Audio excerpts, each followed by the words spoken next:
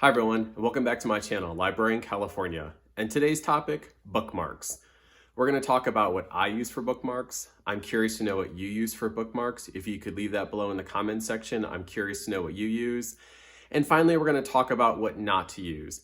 As a librarian, we see a lot of things that people do and they shouldn't do. It's just not right. It's not your book if you're borrowing it from the library, or even if it is your book. Do you really want to do that to the book? So we'll get to that at the end. But first, let's talk about what I use for bookmarks. Why do I need so many bookmarks? Well, for my job, I'm reading books, and in my personal life, I also read books. So at any given time, I'm reading between 3 to 5 books, maybe sometimes 6 or 7 if I'm really busy, at one time. So I need a variety of bookmarks to use. So what do I use? Let's talk about bookmark number 1, which is actually €5. And before you think, yes, we know you went to Europe, that's why you have a bookmark in euros and you're trying to be cool. That's not really it at all. I've actually never been to Europe, but it's funny how I got this bookmark, which relates to bookmark number 2. But what happened was I was at a conference, I was talking to a colleague, and I was carrying around a book. You never know when you're gonna have downtime, so you should always carry a book with you. You just never know when you might get some extra reading time in. Maybe 5 minutes here, 20 minutes here, 30 minutes waiting for something. Well, I happened to be at a conference and I was carrying around a book and I was talking to a colleague and she happened to notice my bookmark and she says, "Why do you have a rubber bookmark?" And I said, "Oh, well, let me tell you." And I'll get to that for bookmark number 2. But it was so cool that she actually wanted it from me. And no, she didn't buy it for me for €5. What happened was, she said, "I really want your bookmark." And I said, "I'll give it to you, but I still need to keep my place in the book. What am I supposed to do?" I didn't have anything else on me. I think I had a pen, but I'd never mark up a book. And so I said, "I don't know, what do you have on you? Do you have a sheet of paper or something?" And she pulled out her wallet and she was like, "Well, I just got back from Europe. I don't really need these €5 anymore. How about I trade you?" So I didn't sell it. I just happened to trade it. And so that's how I ended up with €5 as one of my bookmarks. Bookmark number 2. Let's talk about that bookmark that I alluded to in bookmark number 1. I mentioned that I had a rubber bookmark. Well, what do I mean? Well, what I actually had was this bookmark right here. And the reason she notices, it's kind of odd, it's black, it's made out of rubber. But what was interesting to her is what I said after that. And I said, "Oh, these are available at my library. They're made from recycled tires." And she looked at me and said, "Well, that's kind of cool." And I said, "But there's something cooler to it." So yes, they're made from recycled tires, which is all about sustainability, which we really like at my library. But it also does a few other things. It's actually a lint roller. So you can actually remove lint from your clothing. And another cool thing is you can actually use it to open jars. So it had a variety of purposes. And so she just was like, "This is awesome. Can I have it?" And like I said, I was happy to give it to her, but I needed something in return because I wasn't going to remember where I was at in that book later. So that's how I ended up getting the €5 as a bookmark. And I've just used it ever since. I don't know what else to do with it. I'm not planning any trips to Europe. So it's a bookmark for now. Bookmark number 3. It's actually not a bookmark at all. It's actually a part of a card that I got from a friend. And you can see that it has burnt toast on there. And what it says is, "You're a badass, that you would rather die of thirst than drink from the cup of mediocrity." I just thought it was cool. So what I did was I just cut the rest of the card out and stuck it in the book. And I've just used it ever since. And that was thanks to my friend Kimmy who gave me the card. Bookmark number 4 is actually a postcard I got. And what you can see is that it's a quote, and maybe you can't see it, so I'll read it. It's a quote from Langston Hughes, and it says, "My soul has grown deep like the rivers." And this was sent to my friend Jen, who's also a librarian. And she sent this to me a long time ago. She actually sent this to me in 2018, and I've just kept it ever since. And I just use it and tuck it into my book. And it's a cool saying, and I also like it because it reminds me of Jen because she's a poet. And I like that she's constantly sharing her poetry with the world. And so I just like this as a reminder that, we all do different things and that the classics are great. And I just like the quote. And it's just kind of a cool bookmark too. It's a little bit bigger than a regular bookmark, but you can see that, You know, the image is of a person rowing a boat and there's roots coming from below.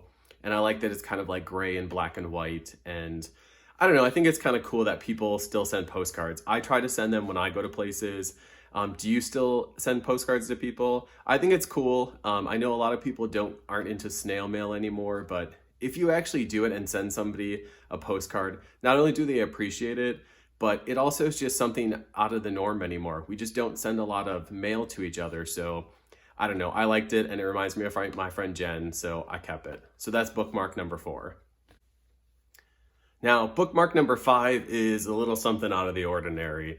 And it's a bookmark that you might say ooh to, at least my nieces do.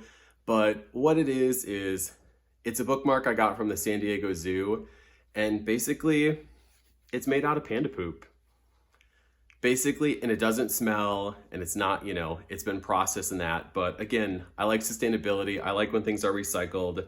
And you can see it just simply says recycled and odorless paper products made from panda poo.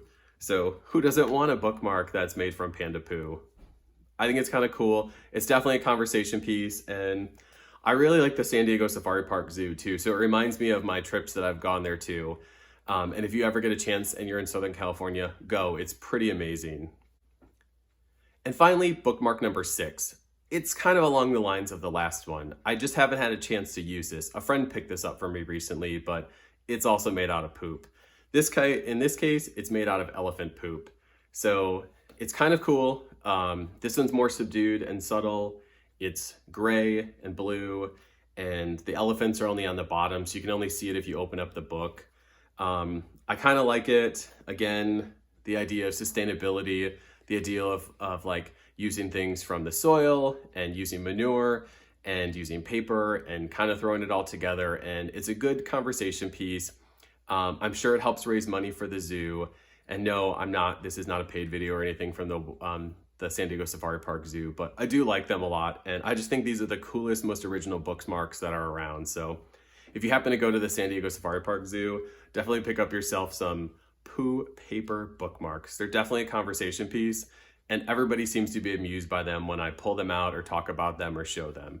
So that's my bookmarks. If you like this video, please click like, give it a thumbs up, and subscribe, and click the bell for bell notifications.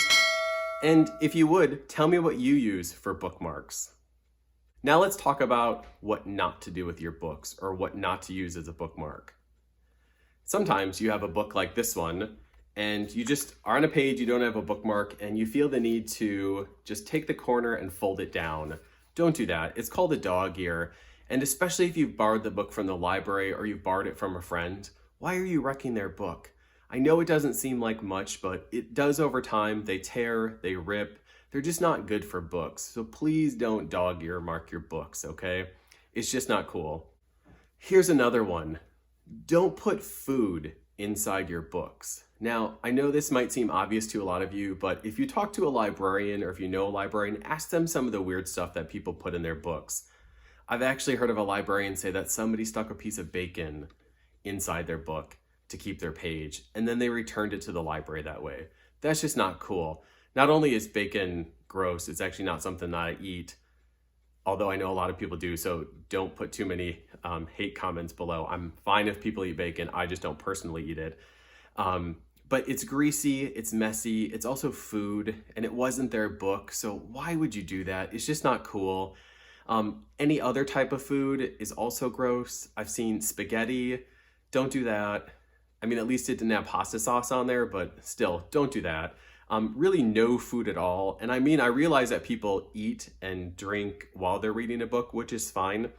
But if it's not your book, or you borrowed it from a friend, or you borrowed it from the library, maybe don't do something gross with it. Some other things that people found inside of library books are Kleenexes, and I mean used Kleenexes. Why? Why are you doing that? Don't do that. Try not to be gross. That's the main thing that a librarian loves, is when you just borrow a book, you keep it in nice condition, and you return it that way. We realize that things happen, so we're not the book police on what you do or don't do or what happens with your books, but we do try to take care of the books so that we can share them with other people. So think about what you're using as your bookmark. I know some people, like you saw earlier in my video, where some people use money for bookmarks. That's fine as long as you don't forget it in there. I know librarians who have found money in books, and it's a really nice gesture if we kind of thought of it as a tip, but that's not really what most librarians do. You basically turn it over, see if anybody's gonna claim it, if they've lost it, realize later that they forgot that the money was inside the book. And if not, it usually just goes into a donation bin at the library. So although we'd like to think of it as a tip, it's not. So if you do use money, please don't forget it. I'm not too worried about the €5 that I have. It wasn't mine. It's not my money.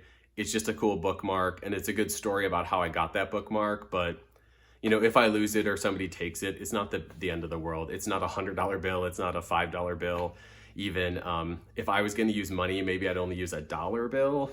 But that's just me. I don't really want to lose money. So I only use that bookmark in my own books that I never have to return back to the library or anything. So is there anything else that you've seen people use or that you've used yourself and maybe want to admit to it that's kind of gross or not that cool? Please leave those comments below in the description. I'll be curious to read about them. So that's it for this video, all about bookmarks. Let me know if you've liked this video or want more videos like this, and I'll see what I can do. And last but not least, make sure to visit your local library.